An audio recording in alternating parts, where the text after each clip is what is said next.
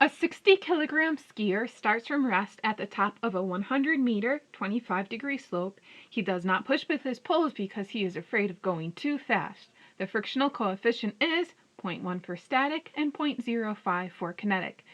If they give you a table here, probably it's going to be kinetic friction because the point of giving you the table is to have you fill out the table. So in previous problems, they didn't give us enough information to fill out a motion information table, but our job was to find unknown forces, masses, and acceleration.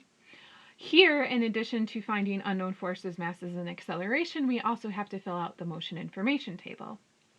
The 100-meter, 25-degree slope that they give you here, whenever they give you a length for an incline or a slope, that would be the hypotenuse. So the 100 meters, that would be from here to here. And then 25 degrees is measured from the horizontal. So that's what the slope looks like. So he's starting from the top of the 100-meter slope. So also here we're going to use a tilted coordinate system. So this is the y direction and this is the x direction. And the reason for doing this is that so the acceleration in the y direction is equal to 0. So you do not have to use a horizontal and vertical coordinate system. And if you have an object that is not moving only in the horizontal direction or only in the vertical direction, you want to choose your coordinate system so that the acceleration in either the y direction or in the x direction is equal to 0. So the way that we have chose the coordinate system here makes the acceleration in the y direction equal to 0. And so let's also say that the skier starts at 0 when the skier is at the top of the hill. And so r1x is equal to 0. Because the skier is not moving into the hill or coming off of the hill, and there's no acceleration in the y direction, the skier is not moving in the y direction. So we can say r1y is equal to 0,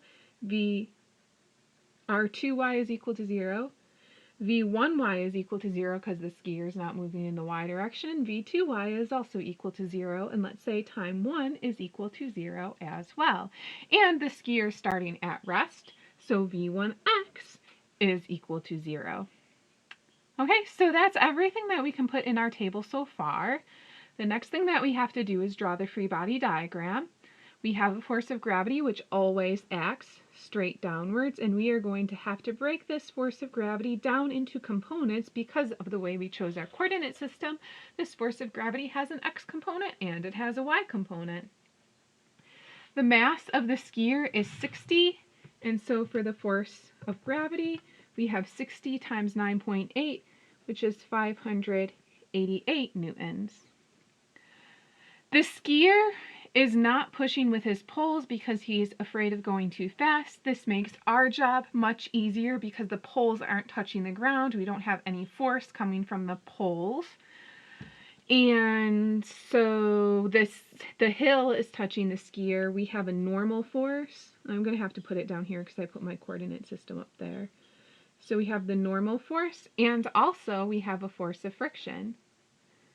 And this is going to be kinetic friction if the skier makes it to the bottom of the hill.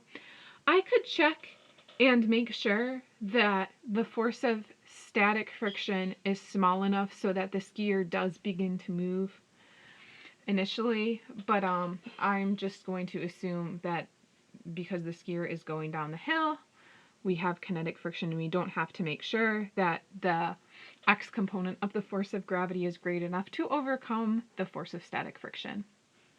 Okay, so now I want to break all my force of gravity down into components so that I have all my forces either going in the x direction or the y direction. So this is the force of kinetic friction.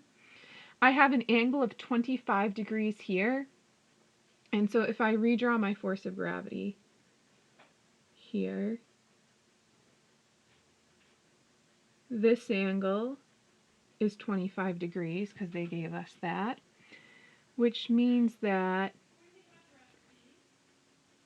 this angle is also 25 degrees.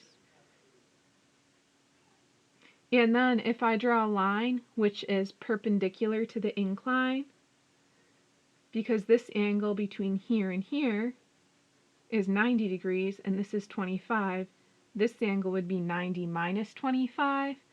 But if this angle is 90 minus 25 and we have a right angle here, then this angle is 25 degrees. So when I break my force of gravity down into components, let me draw this again. I have the force of gravity going straight down. I have this line which is perpendicular to the incline, and this angle is 25 degrees. When I break my force down into x and y components, that force is going to have a negative y component and a positive x component.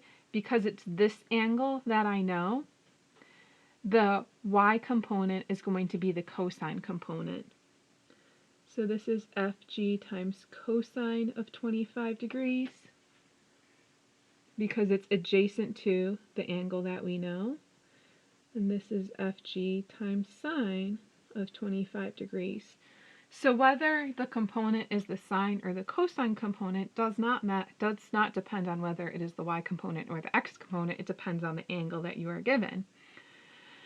Okay, so let's break the force of gravity down into components. We know the force of gravity is 588. This is going to be the y component going in the negative y direction. This is going to be the x component going in the positive x direction. And I have 588 times cosine of 25 degrees, and that gives me, let's call it 533. So this is 533 newtons, and then I have 588 times sine of 25 degrees, and that is 248 newtons. Okay, so now that I have my free body diagram with all of the forces resolved into components, I can now use Newton's second law. Starting off in the y direction, I know the acceleration in the y direction is equal to 0. That means the sum of the forces in the y direction is equal to 0. That means the normal force is equal to 533 newtons. This n is for the normal force, and this n is for newtons. Okay, and so I'm done with that. Now I can look in the x direction. In the x direction, the sum of the forces in the x direction is equal to the mass times the acceleration in the x direction. I do have acceleration in the x direction, which means I had better know what all of the forces acting in the x direction are. This is the force of kinetic friction, which is equal to the coefficient of kinetic friction times the normal force. The coefficient of kinetic friction is 0.05. So I can find the force of kinetic friction by saying 0.05 times the normal force, which is 533 newtons. And that gives me 26.7. So now when I sum up the forces in the x direction, I said this was the positive x direction, so that's 248 minus 26.7. And if you look at the coefficients that they give you here, static friction was twice as great as kinetic friction. And so if you are looking at the maximum value for the force of static friction, that's going to be twice as much as 26.7. And if you have a component of 248 acting in the x direction for the force of gravity, that's definitely great enough to overcome the maximum value for the force of static friction. And so the skier really does move down the hill, but we didn't show all the work for that. Okay, so this is equal to the mass. The mass of the skier is 60 times the acceleration in the x direction. Solving for the acceleration in the x direction, I have 248 minus 26.7 divided by 60, and that gives me 3.7, and that's positive, which makes sense. I can put this in my table, 3.7 meters per second squared. And now I need to finish filling out my table because of the way that I chose my coordinate system, this turned into a one-dimensional problem as far as the motion information table is concerned. So I can finish filling out the table by drawing a velocity versus time graph. The acceleration is in the positive direction. My initial velocity in the x direction is 0.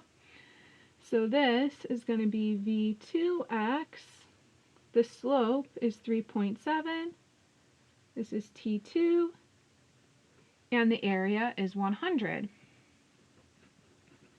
If I look at the slope, I have 3.7 is equal to v2x minus 0 over t2 minus 0. I have two unknowns there, so I must look at the area also. The area is 100. The shape that I have for the area underneath the curve is a rectangle. That's 1/2 the base of t2 and the height of v2x.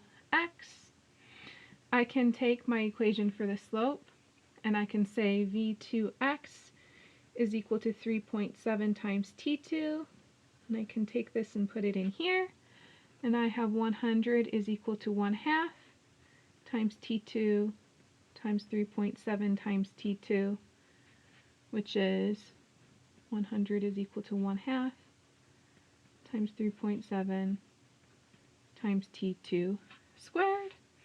So I have t2 is equal to 2 times 100, which is 200 divided by 3.7, and then take the square root, and that gives you for t2 7.4 seconds. We can put that in our table.